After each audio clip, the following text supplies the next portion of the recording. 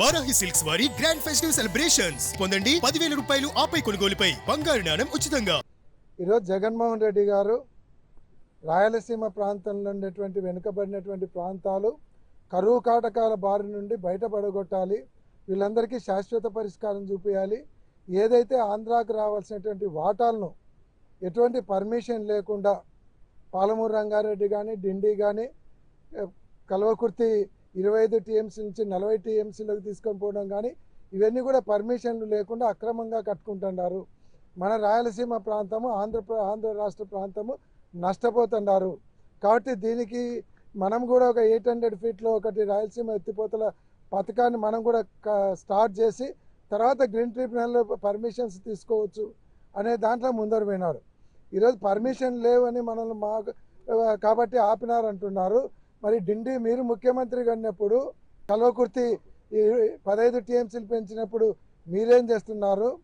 Palamuru Rangareddy permission లేకుండా డిండి కడుతుంటే మీరు ముఖ్యమంత్రి కంటే ఎందుకు ఆపలేకపోతున్నారు? దానికి సమాధానం చెప్పండి. ఈరోజు మేము ఒక్కటే చంద్రబాబు నాయుడు గారికి డైరెక్ట్గా క్వశ్చన్ అడుగుతున్నాం. రేవంత్ రెడ్డి గారు చెప్పింది నిజమా అబద్ధమా? మీరు ఇద్దరు మాట్లాడుకొని రేవంత్ రెడ్డి గారి కోరిక మేరకు ఈ రాయలసీమ ఎత్తిపోతల పథకాన్ని ఆపి రాయలసీమ ప్రజల గొంతు కోయడానికి మీరు సన్నద్ధమైనారా? మీరు నిజమైతే నిజం అని చెప్పండి, లేదు మీ ఇద్దరు మాట్లాడుకోలేదంటే రేవంత్ రెడ్డి అబద్ధాలు చెప్తున్నాడు, రేవంత్ రెడ్డి నువ్వు నా శిష్యుని కండి, నువ్వు అసెంబ్లీలో ఇట్లా అబద్ధాలు చెప్పకూడదని రేవంత్ రెడ్డి గారికి సలహాలు ఇవ్వండి. ఏదో ఒకటి మీరు మాట్లాడినారా లేదా అనేది రాయలసీమ ప్రజలకైతేనేమి ఆంధ్ర రాష్ట్ర ప్రజలకైతేనేమి క్లారిటీ కావాలి. మీరు క్లారిటీ ఇవ్వమని చంద్రబాబు నాయుడు గారిని డైరెక్ట్గా అడుగుతున్నాం. కాబట్టి ఈరోజు గ్రీన్ ట్రిబ్యునల్ పర్మిషన్ ఈరోజు తెచ్చుకోవాలంటే మీకు 5 నిమిషాల పని. ఎందుకంటే మీరు సెంట్రల్ గవర్నమెంట్లో మీరు కూడా పార్ట్గా ఉన్నారు. మీరు కూటమి ప్రభుత్వం చెప్పుకుంటున్నారు. మీ అమరావతి కోసము అంత లాబింగ్ చేసి 1,00,000 ఎకరాలకు లాబింగ్ చేసి పర్మిషన్ తెచ్చుకున్నారు. తర్వాత 1,00,000 కోట్లకు అప్పులు తెచ్చుకోవడానికి లాబింగ్ చేసినారు. రాయలసీమ ప్రజల గొంతులు తడారిపోతుంటే దానిని ఆదుకోవడానికి ఆ మాత్రం లాబింగ్ చేసి గ్రీన్ ట్రిబ్యునల్ నుంచి పర్మిషన్ తెచ్చుకొని దీన్ని స్టార్ట్ చేయలేదా? నేను తెలుగుదేశం పార్టీ ఎమ్మెల్యేలకు మంత్రులకు ఎంపీలకు కూడా చెప్తా ఉన్నాను. మీరు ఈ టైంలో చంద్రబాబు నాయుడు గారిని కానీ కూటమి ప్రభుత్వాన్ని కానీ ఒత్తిడి తెచ్చి రాయలసీమ ఎత్తిపోతల పథకాన్ని మళ్ళా పునఃప్రారంభించకుంటే మీరు ఈ ప్రాంతంలో మీకు ప్రజలు రాజకీయ సమాధి కడతారనేది కూడా గుర్తుపెట్టుకోండి అని కూడా వాళ్ళకు కూడా చెప్తున్నాను. ఖచ్చితంగా దీన్ని చంద్రబాబు నాయుడు మళ్ళీ పునఃప్రారంభించకుంటే తీవ్రమైనటువంటి పరిణామాలు ఎదుర్కొంటారు. ఈ రాష్ట్రంలో ఉన్నటువంటి రైతులు ఇతర పార్టీ వాళ్ళందరినీ తీసుకొని మేము పోరాటాలు చేసి ఒత్తిడి తీసుకొని వస్తాం. దీనికి మాత్రం జగన్మోహన్ రెడ్డి గారు మళ్ళీ ముఖ్యమంత్రి అయినాడంటే ఖచ్చితంగా ఈ రాయలసీమ ఎత్తిపోతల పథకాన్ని పునఃప్రారంభించడం ఖచ్చితంగా జరుగుతుందని కూడా తెలియజేస్తూ ఉన్నాం.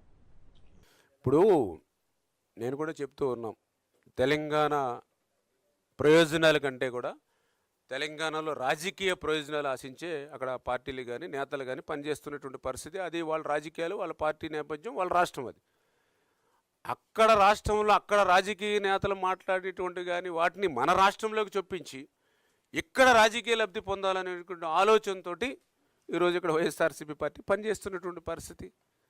ఏదైతే ఇప్పుడు మీరు చెప్తూ ఉన్నారు, ఏదైతే ఈ యొక్క ఈసీ క్లియరెన్స్కి సంబంధించి మీటింగ్స్ అని ఏదైతే ఇప్పుడే మేము చెప్పాము. ఎందుకంటే అబద్ధాలకి అసత్యాలకి ఆయన బ్రాండ్ అంబాసిడర్ అని చెప్పి 2020లో ఈయన తీసుకొచ్చినటువంటి ఎత్తిపోతల్ని 4 సంవత్సరాలు, మరి 4 సంవత్సరాల్లో మీరు ఎందుకోసం మరి ప్రయత్నం చేయలేకపోయారు ఈ ఈసీ క్లియరెన్స్ తీసుకోవడానికి? మీకు చిత్తశుద్ధి ఉంటే మరి 4 సంవత్సరాల్లో ఎందుకు డిపిఆర్లను ఆమోదించుకోలేకపోయారు? మీకు చిత్తశుద్ధి ఉంటే మరి ఆ రోజు ఉన్నటువంటి జీవో కూడా 364 జీవో అంటే ఏదైతే మీరు చాలా క్లియర్గా ఇది డ్రింకింగ్ వాటర్ మాత్రం ఎందుకు మార్చుకోకున్నారు? ఇది సాగునీరు కాదు, మీకు చిత్తశుద్ధి ఉంటే ఇది త్రాగునీరు కాదు, ఇది సాగునీరు కోసమని చెప్పి 364 జీవోని 2023లో ఎందుకు తెచ్చుకున్నారు?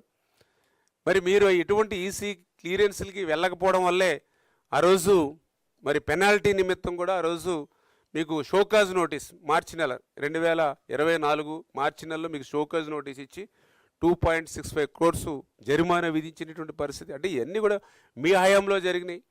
దాని ద్వారానే మొన్న ఏదైతే మీరు చెప్తూ ఉన్నారు ఈసీ, అది ఇంటర్నల్ మీటింగ్స్ని మనకు ఆహ్వానం లేనటువంటి మీటింగ్స్ అవి.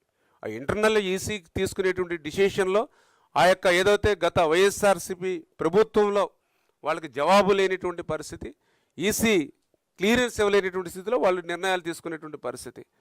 మేము మొన్న వచ్చిన తర్వాత ఆ 2.64 ఏదైతే మనకు జరిమానా విధించారో దాని మీద కూడా మేము రెస్పాండ్ అయ్యాం.